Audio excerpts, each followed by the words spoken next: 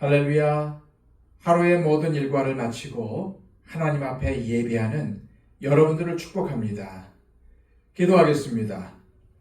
하나님 아버지, 하나님께서 오늘 하루를 세상 속에서 지켜주시고 또한 하나님 앞에 예배할 수 있도록 예배의 장을 마련해 주심을 감사합니다. 하나님, 겸손히 주님 앞에 엎드립니다. 무릎 꿇습니다. 오늘도 이 예배를 통해서 세상에 지친 우리를 위로하여 주시고 새로운 힘과 영혼의 안식을 허락하여 주시옵소서. 주님, 오늘도 주님만 사모합니다. 주님의 임재를 기다립니다.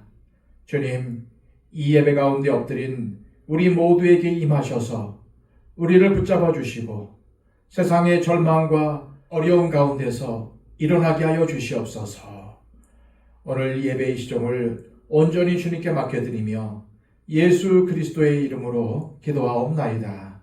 아멘.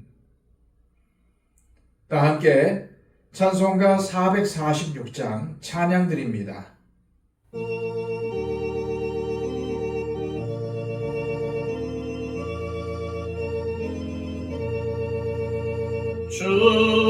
충성 외에는 참 기쁨 없도다. 날 사랑하신 주 늘 계시옵소서. 기쁘고 기쁘도다. 항상 기쁘도다. 나 주께 왔사오니 꼭 주옵소서.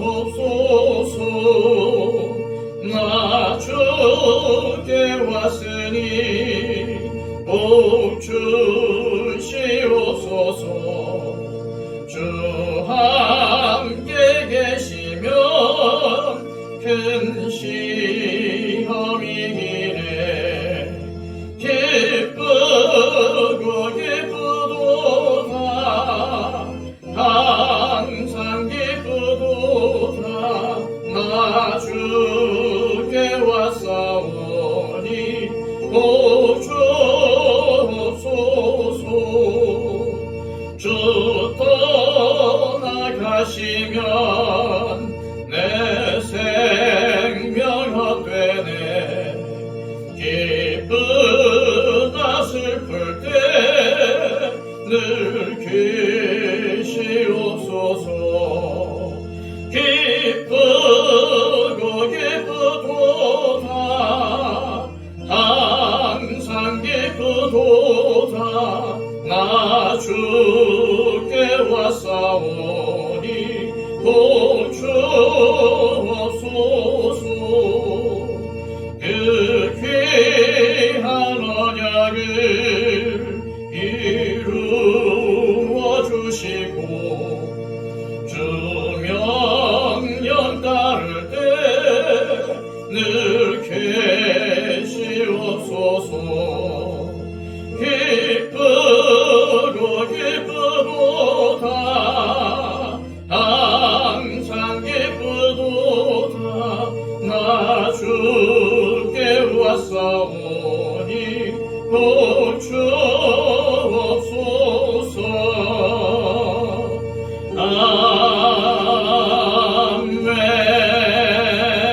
아멘. 이 시간 우리에게 주시는 하나님의 귀한 말씀은 구약성경 사무엘하 23장 8절에서 23절까지의 말씀입니다. 다윗의 용사들의 이름은 이러하니라.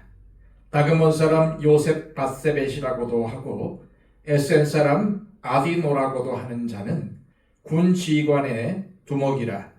그가 단번에 800명을 쳐 죽였더라. 그 다음은 아호와 사람 도대의 아들 엘르아살이니 다윗과 함께한 세 용사 중에 한 사람이라. 블레셋 사람들이 싸우려고 거기에 모임에 이스라엘 사람들이 물러간지라. 세 용사가 싸움을 도두고 그가 나가서 손이 피곤하여 그의 손이 칼에 붙기까지 블레셋 사람을 치니라. 그날에 여호와께서 크게 이기게 하셨으므로 백성들은 돌아와 그의 뒤를 따라가며 노력할 뿐이었더라. 그 다음은 하랄 사람 아게의 아들 삼마라.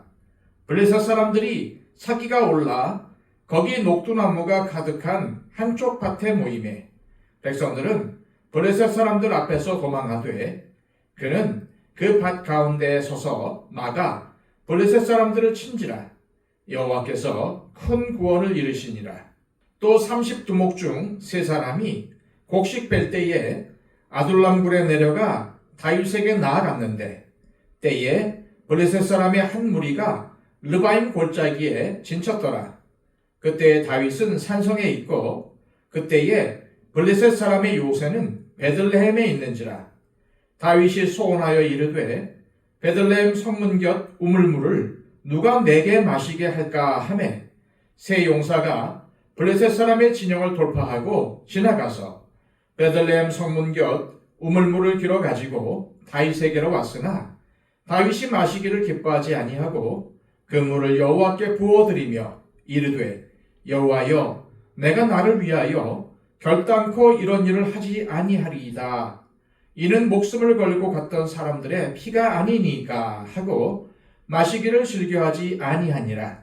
세 용사가 이런 일을 행하였더라. 또 수리아의 아들 요압의 아우 아비새이니 그는 그 3사람의 우두머리라. 그가 그의 창을 들어 300명을 죽이고 3사람 중에 이름을 얻었으니 그는 3사람 중에 가장 존귀한 자가 아니냐. 그가 그들의 우두머리가 되었으나 그러나 첫 3사람에게는 미치지 못하였더라.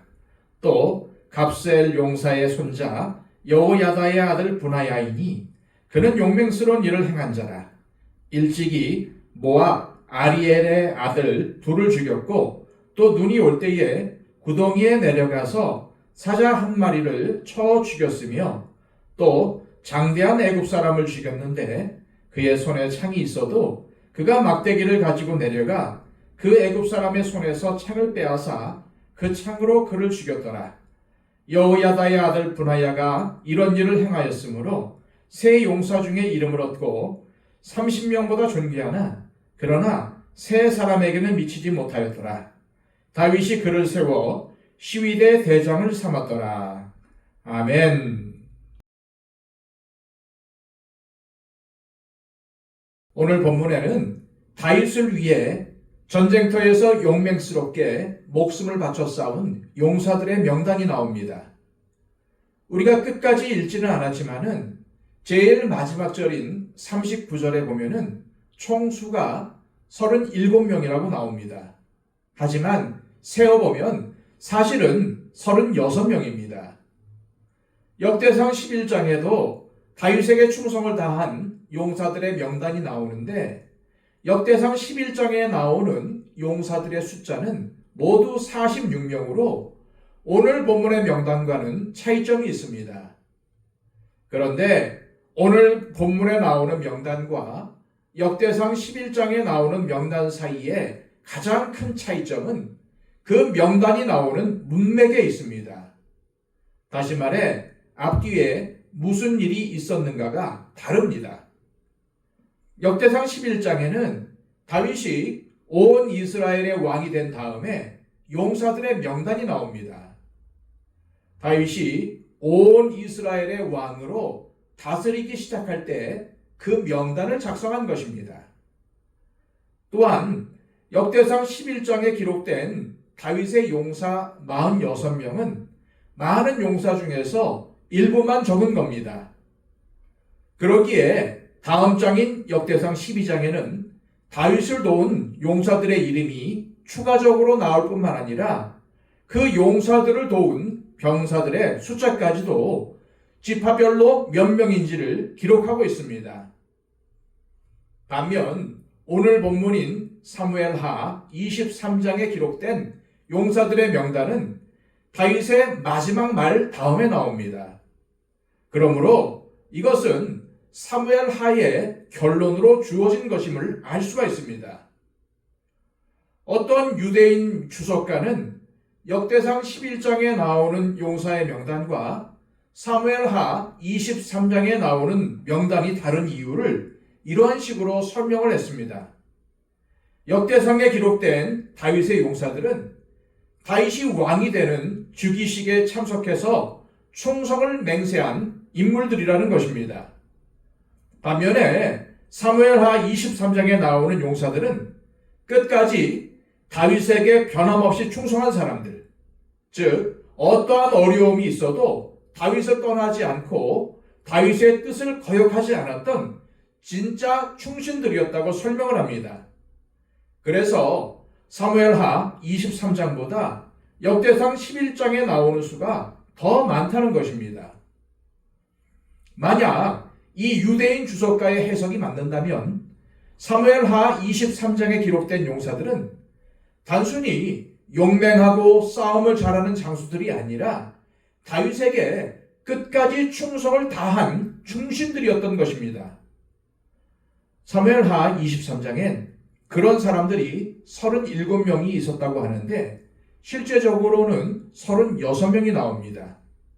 이름이 빠진 사람이 한 명 있었다는 말입니다. 그 사람이 누구일까요? 그 사람은 바로 다윗을 위해서 많은 일을 감당했던 사람이었던 동시에 다윗에게 가장 골칫거리가 되었던 사람인 요압입니다. 요압은 이 명단에서 빠졌습니다. 그리고 이것은 우리에게 큰 의미를 던져줍니다. 첫 번째로 소개된 용사는 다그몬 사람 요셉 바세벳인데 에센 사람 아비노라고도 합니다.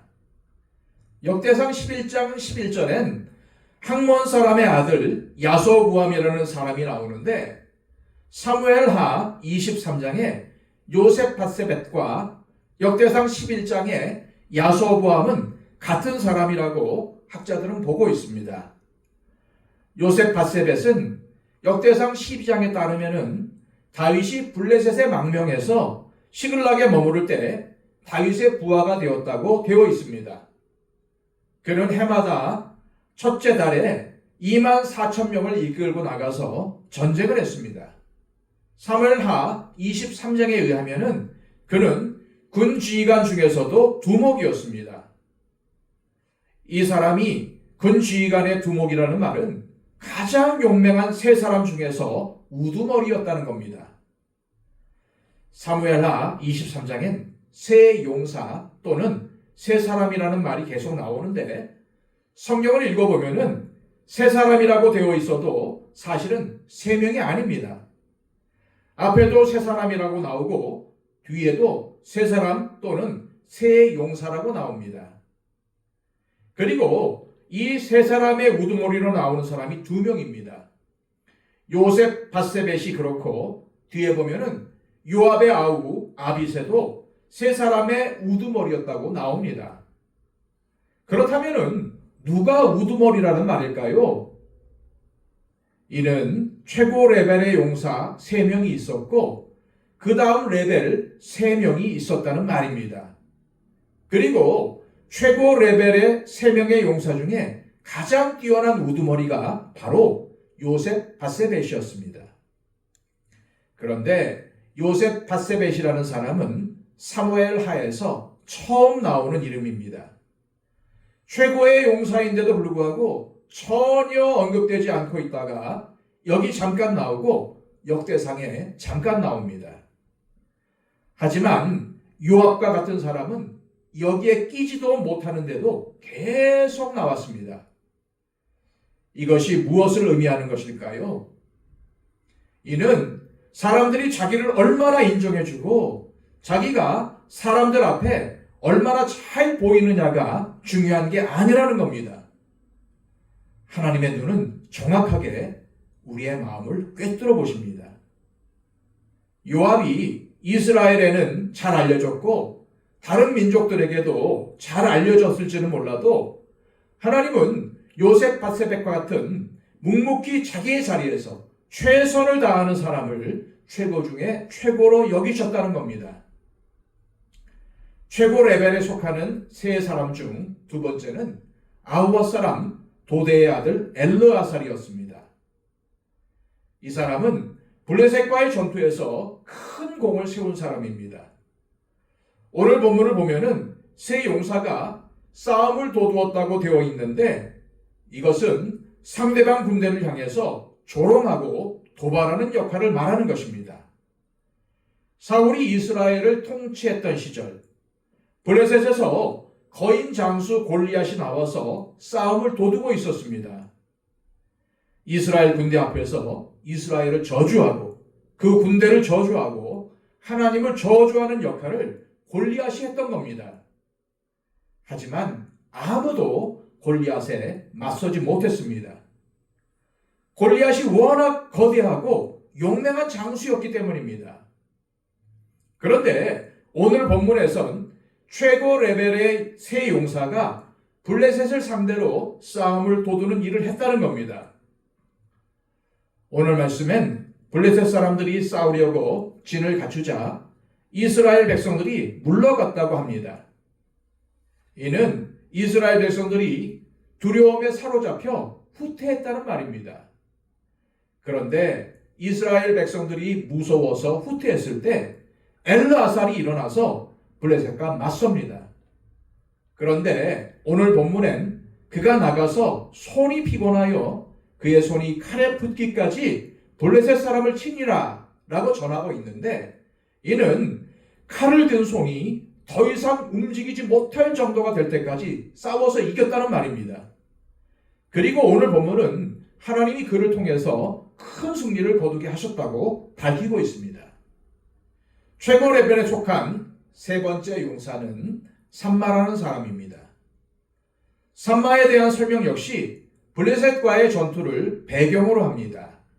그런데 블레셋 사람들이 사기가 올라 녹두나무가 가득한 한쪽 밭에 모였다고 되어 있습니다. 그런데 블레셋 사람들이 모인 곳의 지명이 바로 레히라는 곳입니다. 레히 하면 생각나는 사람이 하나 있죠? 바로 삼손입니다. 왜냐하면 사사기 15장에서 삼손이 블레셋 사람들을 나귀 턱표로 쳐 죽인 곳이 바로 레히라는 곳이기 때문입니다. 이곳 레히에는 녹두나무가 가득한 밭이 있었는데 블레셋이 바로 그것을 약탈하기 위해 침략해 온 것입니다. 이때 이스라엘 백성들은 또다시 두려워서 도망했습니다. 하지만 삼마는 홀로 서서 블레셋 사람들로부터 그 밭을 지켜냈다는 말입니다. 아마도 그는 그 순간 블레셋과 싸우면서 오래전 바로 이 장소에서 자기 민족을 위해 블레셋과 싸웠던 삼손을 생각하며 싸웠을지도 모릅니다. 성경은 그가 승리한 것을 여호와께서 큰 구원을 이루시니라 라고 하며 하나님께서 이루신 큰 구원이라고 하나님을 찬양합니다. 지금까지 최고로 용맹한 세 용사의 이름을 소개하고 그들을 유명하게 만든 사건들을 짧게 설명했는데 13절 이후에는 그들이 어떻게 다윗의 인정을 받는 최고의 용사 반열에 들게 되었는지를 보여주는 중요한 한 사건을 소개하고 있습니다. 앞선 내용이 이 세 용사의 용맹함에 관한 이야기였다면 이 사건은 다윗에 대한 그들의 충성심을 강조하는 이야기입니다. 즉, 이 세 사람이 다윗의 최고 용사라는 영예를 얻은 것은 다윗 왕을 향한 충성심 때문이었다는 겁니다. 사건의 배경에 대해 성경은 이렇게 전합니다. 13절에서 17절입니다. 또 30두목 중 세 사람이 곡식 뺄 때에 아둘람 굴에 내려가 다윗에게 나아갔는데 때에 블레셋 사람의 한 무리가 르바임 골짜기에 진쳤더라. 그때에 다윗은 산성에 있고 그때에 블레셋 사람의 요새는 베들레헴에 있는지라.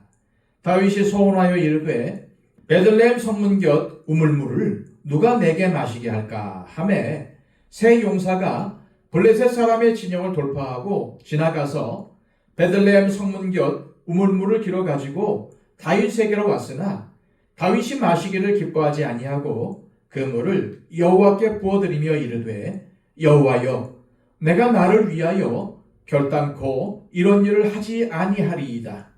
이는 목숨을 걸고 갔던 사람들의 피가 아니니까 하고 마시기를 즐겨하지 아니하니라. 세 용사가 이런 일을 행하였더라. 여기 나오는 세 사람은 따로 설명할 필요 없이 최고 레벨의 세 사람인데 요셉, 바세벳, 엘르아살, 삼마를 말합니다. 그리고 이들은 누구보다도 다윗을 향한 충성심이 대단히 깊었던 사람들이었습니다. 당시 다윗이 이끄는 이스라엘 군대는 블레셋과 전쟁을 치르고 있었는데 그때 블레셋 사람들이 진친 곳이 베들레헴이었고 이 베들레헴 성문 곁에는 우물이 있었습니다. 그런데 이 사건이 언제 일어났는지도 확실하지 않습니다. 아둘람 굴이 언급되기 때문에 다윗이 왕이 되기 전 아둘람 굴에 피해 있을 때 이 사건이 있었다고 보는 학자들이 있습니다. 반면 르바임 골짜기라는 말도 나오기 때문에 사무엘하 5장에 나오는 블레셋과의 전투를 말한다고 보는 학자들도 있습니다. 하지만 분명한 것은 다윗이 블레셋과 대치하던 중 갑자기 블레셋 군대가 진치고 있는 베들레헴 성문 곁에 있는 우물물이 마시고 싶었습니다. 베들레헴이 어떤 곳입니까? 바로 다윗의 고향입니다. 그리고 베들레헴 성문 곁의 우물물은 다윗이 어릴 때 늘 마시던 물이었을 것입니다. 늘 갈증을 해결해 준 물이었을 것입니다. 그런데 전쟁 중에 갑자기 어릴 때 마셨던 그 시원한 우물의 물이 생각난 겁니다. 그래서 혼잣말로 저 베들레헴에 있는 우물물을 내가 마시면 얼마나 좋을까라고 했는데 이를 세 용사들이 들은 것입니다. 이 세 용사는 다윗을 위해 목숨을 걸고 그 위험한 길을 달려가서 우물물을 떠서 다윗에게로 가지고 옵니다. 만약 여러분이 다윗의 부하라면 다윗이 베들레헴 우물물 좀 마셨으면 좋겠다라고 할 때 베들레헴엔 블레셋 군대가 진치고 있는데 무슨 베들레헴 우물입니까? 그냥 아무 물이나 드세요 라고 하지 않겠습니까? 따라서 이 세 용사의 행동을 통해 이들이 얼마나 다윗에게 충성스러운 사람들인가가 드러나는 것입니다. 다윗이 원한다고 목숨을 걸고 가서 물을 떠오지 않습니까? 베들레헴 우물에 가려면 블레셋 군대를 뚫고 가야 합니다. 또 물을 떴어도 오는 길에 다시 블레셋 군대를 뚫고 와야 합니다. 이것이 얼마나 힘든 일일까요? 왕이 원하시는 것이라면 목숨을 걸고서라도 하겠습니다. 라는 엄청난 충성심입니다. 그런 충성심으로 그들은 다윗의 용사 중에서도 최고 레벨의 용사들이 된 것입니다. 이 세 용사가 다윗을 위해 목숨을 걸고 적신 안에 들어가서 물을 길어왔을 때에 다윗은 큰 감동을 받았습니다. 그래서 그 물을 마시지 않고 여호와께 부어드렸습니다. 이 사람들의 충성을 자신이 받지 않고 하나님께 돌려드린 것입니다. 오늘 본문 13절은 이 이야기의 시간적 배경을 곡식을 벨 때라고 소개하고 있는데 이는 블레셋이 이스라엘의 곡식을 약탈하기 위해 쳐들어왔다는 것을 의미합니다. 곡식을 벨 때이니까 그것을 빼앗으러 온 것이 아니겠습니까? 또한 곡식을 벨 때라는 것은 다윗의 갈증도 어느 정도 설명해 줍니다. 이때는 건기의 끝자락으로 물이 귀한 때였습니다. 다윗이 말한 것처럼 그들이 길어온 우물물은 그들의 목숨값이었습니다. 그들의 피입니다. 그냥 물이 아닙니다. 같은 물이라도 콸칼 나오는 것과 한 방울이 아쉬울 때 마시는 것은 가치가 다릅니다. 그런데 다윗은 그것을 마시지 않고 하나님께 부어드립니다. 다윗이 이스라엘의 위대한 왕이 된 것은 하나님께서 이끌어 주셔서 된 것이고 또한 그를 따르는 충성스러운 부하들의 도움이 컸다는 것을 알 수 있습니다. 결코 다윗이 혼자 잘나서 위대한 왕이 된 게 아닙니다. 그런데 다윗의 부하들은 왜 목숨까지 걸면서 다윗에게 충성했을까요? 첫째, 다윗의 용맹함을 그의 부하들이 그대로 따랐기 때문입니다. 다윗은 어떠한 용사보다도 용맹하고 뛰어난 용사였습니다. 행동으로 모범을 보이는 리더였습니다. 얘들아, 나는 여기 있을 테니까 너희들은 나가서 싸워라 하는 리더가 아니라 나를 따르라 라는 리더였습니다. 다윗의 부하들은 그러한 다윗의 모습을 보면서 배웠던 것입니다. 그러므로 이 용사들이 어디서 갑자기 튀어나온 것이 아니라 다윗을 보고 배워서 그와 같이 용맹한 용사들이 된 것입니다. 둘째, 다윗은 자신을 위해 이기적으로 행동하지 않았기 때문에 그들이 그것을 보고 배운 것입니다. 사울은 블레셋이 쳐들어와 나가서 블레셋과 싸워야 하는데도 개인적인 질투와 야망을 위해 군대를 동원하면서 다윗을 잡아 죽이겠다고 쫓아다녔습니다. 사울의 부하들은 다윗을 잡으라는 사울의 명령을 따르긴 했지만 마음속 깊이 충성하지는 않았을 것입니다. 그러나 다윗의 부하들은 다윗의 명령이 이스라엘과 백성들을 위한 것이라는 확신이 있었습니다. 그렇기 때문에 그들은 전심으로 다윗에게 충성했고 그의 말을 따랐습니다. 또한 다윗은 왕이었음에도 자신이 잘못하고 죄를 지었을 때 바로 회개하는 모습을 보였고 그의 부하들은 그것을 보고 배웠습니다. 다윗은 베들레헴 우물물을 마셨으면 한이 없겠다고 지나가는 말로 말했습니다. 그러나 그것이 아무리 지나가는 말이라도 부하들의 생명을 위협하는 것이었음을 깨닫고는 하나님 앞에 바로 회개합니다. 이것이 바로 부하들의 충성심을 일으키고 그를 더욱더 따르게 한 요소였던 것입니다. 한번 생각해 보십시오. 이때 용사들이 목숨을 걸고 물을 떠왔는데 다윗이 그것을 받아 마시면서 이야, 시원하다. 역시 우리 고향의 물맛이라니까 라고 한다면은 다른 용사들의 사기가 어떻게 되겠습니까? 그런데 하나님, 이것은 이들의 목숨값입니다 라고 하며 하나님 앞에 부어드릴 때 충성심이 활활 타오르며 내가 저분을 위해서 내 목숨까지도 바치리라 라고 하지 않았겠습니까? 그런데 예수님은 다윗보다 훨씬 더 위대한 리더이십니다. 자신의 생명까지 우리를 위해서 주신 분이십니다. 따라서 우리 그리스도인은 우리의 리더이신 예수님을 따르는 사람이 되어야 합니다. 예수님은 우리를 위해 자신의 생명을 내어주는 용기와 희생을 보이셨습니다. 예수님이 말씀하시고 행하신 모든 것은 자기 자신을 위한 것이 아니었습니다. 하나님의 영광을 위해 또 우리를 위해서 하신 것이었습니다.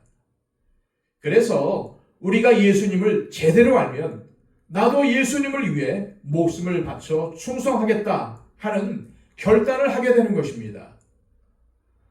가끔 선교사님들이 선교지에서 고생하다 순교했다는 소식을 듣습니다.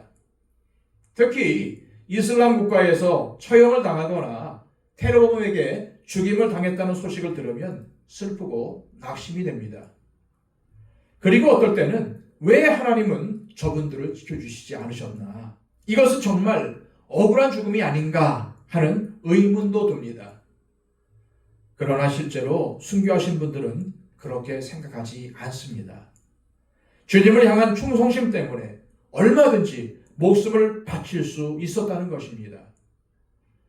한편 오늘 본문 18절 이하에는 또 다른 세 사람이 등장을 합니다.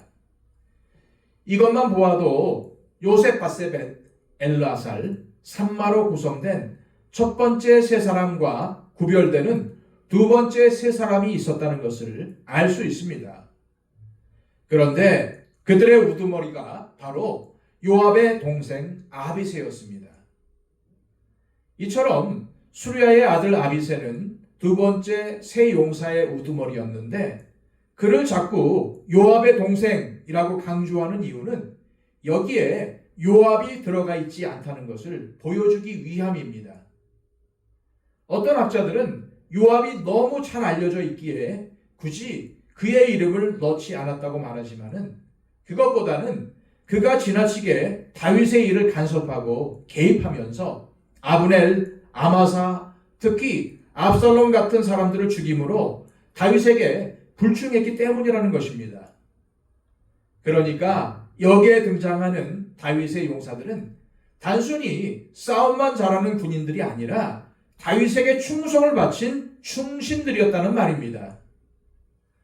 요압의 동생 아비새가 창을 한번 휘두르니까 300명이 죽었습니다. 그런데도 성경은 첫 번째 세 용사에는 미치지 못했다고 평합니다. 단순히 용맹함이 모자랐다는 것이 아니라 다윗을 향한 충성된 마음이 첫 번째 세 사람들보다 못했다는 말입니다.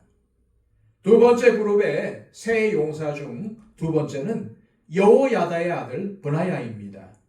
그는 블레셋 민족인 블레 사람과 그렛 사람들로 구성된 군대의 지휘관이 되었고 후에 아도니아의 반란 때 솔로몬을 지지하고 아도니아의 반란을 진압하는 업적을 세운 사람입니다. 이 공로로 그는 솔로몬 시대에 요압을 대신해 군사령관이 됩니다. 오늘 본문은 브나야가 어떻게 자신의 용맹을 떨쳤는지를 보여주고 있습니다. 그는 유다의 최남단 지역이며 에돔 접경인 갑셀 출신의 용사인데 그의 무용담이 세 가지나 나옵니다. 먼저 그는 모압 아리엘의 아들 둘을 죽였는데 아리엘이란 히브리어로 신의 사자란 의미로 아리엘의 아들 둘은 사자같이 용맹스러운 두 용사를 의미한다고 학자들은 주장합니다. 지금도 아랍인들과 페르시아인들은 매우 뛰어난 용사를 가리켜 아리엘이라고 부른다고 합니다. 또한 브나야는 눈 오는 날 구덩이 안에 내려가 사자를 죽였습니다. 지금도 어느 아프리카 부족은 용사로 인정을 받으려면 사자를 죽여야 한다고 합니다. 삼손도 사자를 죽여서 자신의 용맹을 인정받은 것처럼 당시에는 사자와 싸워 이기는 것이 용사의 상징이었다는 사실을 알 수 있습니다. 셋째로 그는 막대기 하나로 장대한 애굽 사람의 손에서 창을 빼앗고 그 창으로 그를 죽입니다.